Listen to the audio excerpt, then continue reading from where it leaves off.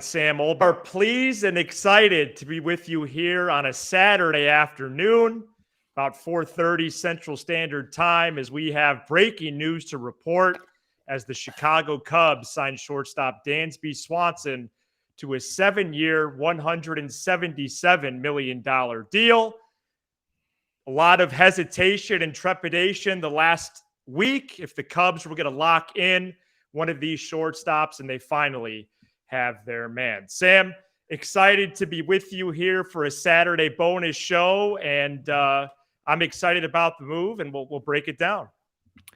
Yeah, before we break it down, I want to give people a minute or so because we jumped on it a minute or two early. I want to give everybody a little anecdote, and you could follow along and add to it as well. Sure. Of how we found out this terrific news. And I was shopping with my mom for a couch, to no luck, by the way. And when I found out the news in the middle of the store, we bolted out of there. I looked at my mom. I said, the Cubs just made a big signing. She didn't ask any questions. We just walked right out. That's amazing. And just came home and got ready to do this program. Yeah, and you called me and broke the news to me as I was only 5 minutes into my drive to my girlfriend's place, and I turned around for this program. Yeah. So nobody ever questioned my dedication to this team or this show. We'll see if I'm still in that relationship by the end of the week. So we're going to break down this deal any way that we can here. I am very excited. David Kaplan, by the way, had the agreement first. Russ Dorsey had the terms. I think the contract is very fair. Less than that 8 to 10 range, less than 200 M's. Swanson's coming off a couple of years, career years offensively. 2022 slash line of 277, 329, 447 with 25 home runs, 32 doubles, and 96 runs batted in. But Sam, from an offensive and defensive perspective, as he's the best, one of the best defensive shortstops in the sport, the Cubs added a really good player. And that's what this offseason was about. I get that people want to rank the shortstops, but they did lock in one of these guys. Well, for a second here, because we've been pretty hard on Jed, and I've been very hard on Tom Ricketts, and that, this is a very good deal that had to happen, Matt.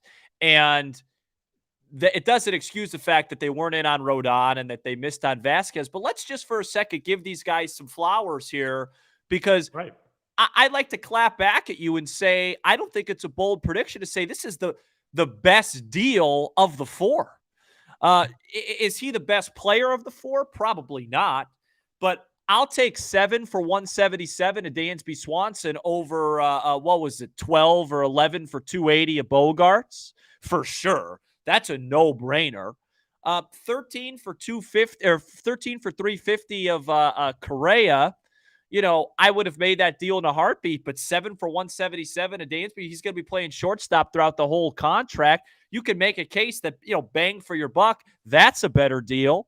Turner, Who knows?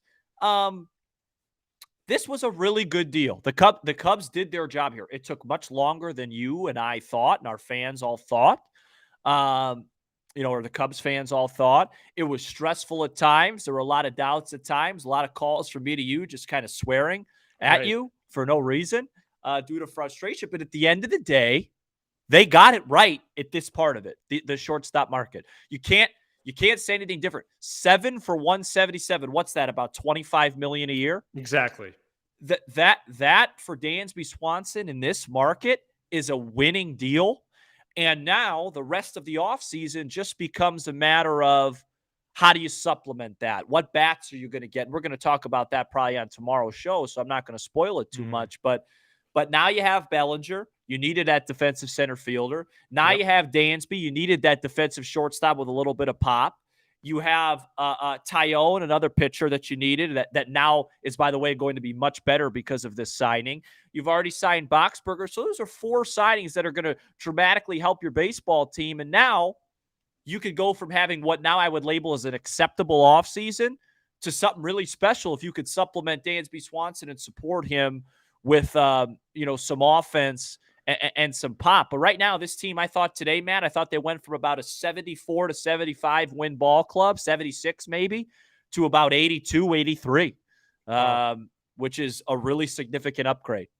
Yeah, it's very telling. And, he's been a big offensive threat the last couple of years, especially on the power side, high strikeout rate, but he really has planted his flag with that part of his toolbox. And, joining forces with Nico Horner, the Cubs you could make that case, the best middle infield in all of baseball, and overall defensively solid with Bellinger, a Gold Glover in center, Happ, a Gold Glover in left. We'll see how the catching situation is still addressed with Gomes and company. And it will be addressed. Yeah. But it's really exciting to hear you, even project a potential win total just with how the roster is right now. And yes, there is still some what ifs and things that are hard to project, but now it's even more so go time for Jed Hoyer and everybody in the front office to turn their attention to more additions. Yeah, and I think the interesting thing is, and we see all these comments now, we're going to get to those. Probably we'll go live again tomorrow. There's going to be a lot of them. We could stick around a little bit maybe. But, Matt, here's the interesting thing now. This makes Nick Madrigal very tradable, and I bet you that he still has some value among other organizations. This now makes like a Nelson Velasquez very tradable. There's moves to be made within this roster where, let's say, instead of having to go, through free agency and spend more money, which obviously we know, Tom's, not maybe thrilled with all that. Now, all of a sudden, you could flip Madrigal and Velasquez and maybe you get yourself that catcher or that third baseman or that first baseman or a couple more relievers. Right. It should be pretty easy the rest of this offseason to make a serious impact, in spaces that you need. For me, and again, we'll talk about this tomorrow, so this is a little bit of a spoiler alert. For me now, the priority shifts to Mr. Justin Turner. I think if you supplement Dansby Swanson with him and that your infield's Turner, Swanson, Horner, Mervis, now we're talking about a team that could compete, every single day. But this had to be made. I beat the drum for 3 months, Matt, 3 months, and you beat it with me as well. We needed to sign one of these shortstops. Yep. If the Chicago Cubs fan base was going to be to take this team seriously, it had to be done.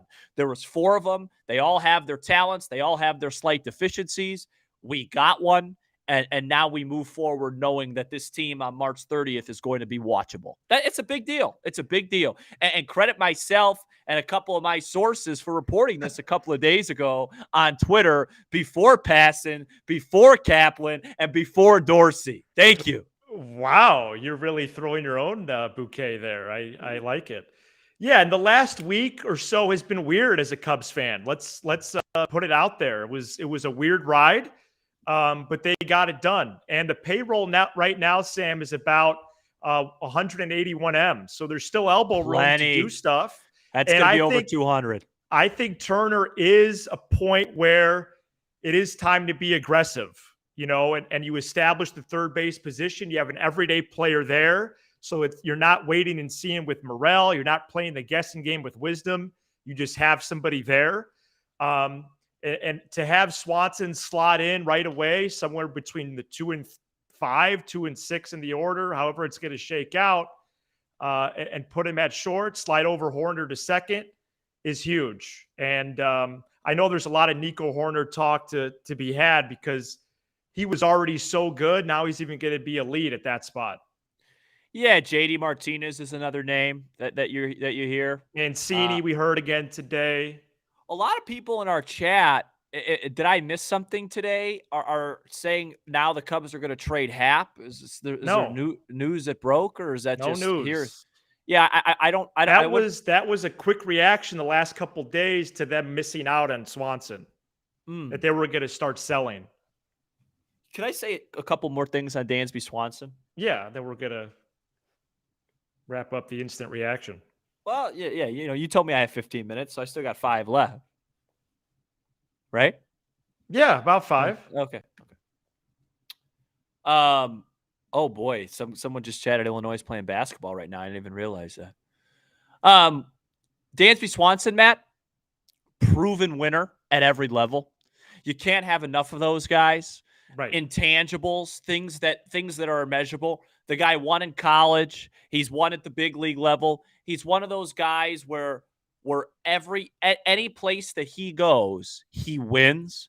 And he's a lot like Nico Horner. He's got a lot more power than Nico Horner. They have much different offensive profiles. But I just mean from an intangible, from a makeup standpoint, right? I just feel with those two guys at your middle infield for the next 5-6 years, whatever it is with Horner, I'm so satisfied with those two positions. I'm more than satisfied. I'm thrilled with it. It's going to be an art. It's going to be an art piece out there. It's going to be them out there is going to be fantastic every single day, and Horner's going to enjoy that too and be jacked up. Yeah, and you can't. Sometimes guys have stuff that aren't measured in wins above replacement, albeit Dansby Swanson's is a ton, and analytics and exit velocity and stuff. Some guys are just baseball players. And Dansby Swanson and Nico Horner are baseball players. They're guys that, whether it's mid-October, late October, and it's 38 degrees here and we're playing a National League Championship Series, or it's July, they're not going to be overwhelmed by the moment. They're going to give you their best every single day. They're going to do little things like going first to third to help you win games. They're going to make plays. Yeah. And the Cubs needed that. We've talked about that, the margins, right? Yes. And I think Dansby Swanson is one of those guys that obviously helps you at a premium position, but he also improves your team on the margins as well. No, it's huge. And just you laying that out even further, I am really excited, really happy. I think some of it is a sigh of relief as well, just in the back of your head, wondering if they were going to do this, and they did. And so I think it is a relief because I'm not going to be surprised as the dominoes continue to fall, whether it's Turner or Martinez or whoever it is. And quite frankly, I would expect that to happen sooner rather than later, because those players have markets as well. And to inject more offensive threats into this lineup is going to be a great goal the next part of the offseason. So the offseason is still 2 months until pitchers and catchers report. A lot could happen. It's been a quicker market than years past. So let's see what they have up their sleeve. Yeah. And I'll wrap up by just saying, reacting to this day by day was obviously stressful. It was, yeah. I thought before this offseason that just like, I thought it was a given we were going to get one of these guys. And so when it started to become a doubt, you really started to doubt the plan and doubt what these guys were really thinking and conspiracy theories and financial theories, right? Yep. I mean, we did everything. We did it too. No, we absolutely, because we're fans and that's what we do. But at the end of the day, it was a weird road. It was a weird path. But this is what had to happen for the Cubs to have an acceptable offseason and an acceptable product on the field, and it happened. So take a nice exhale. Don't worry about. We'll cover on tomorrow's show what's next. Yes, but the exhale is, hey, we did it, right? We got one of these guys, and as we say on this show, game on now. Game on. So the next couple of weeks, we're going to be on 3 days a week, pending breaking news. And boy, is this breaking news. So we're going to plan Sunday night, a live show, pretty much just to interact with you, the Cubs fan, where we pretty much just go through the chat, interact, and engage. That'll be a longer show. Look for an announcement on that. And please subscribe to the channel so that you are notified when we go on Sunday evening or any time that we're live or with breaking news. Any final thoughts? That might be a 2.5-hour show. That could be a long one, but that's okay. It could be a nice bonus and an early present for you and I. The Cubs signed Dansby Swanson. Keep it right here with Locked On Cubs all weekend and beyond as we wait and see what other moves the Northsiders make as well. He's Sam Olber. I'm Matt Cozy, and this is a live edition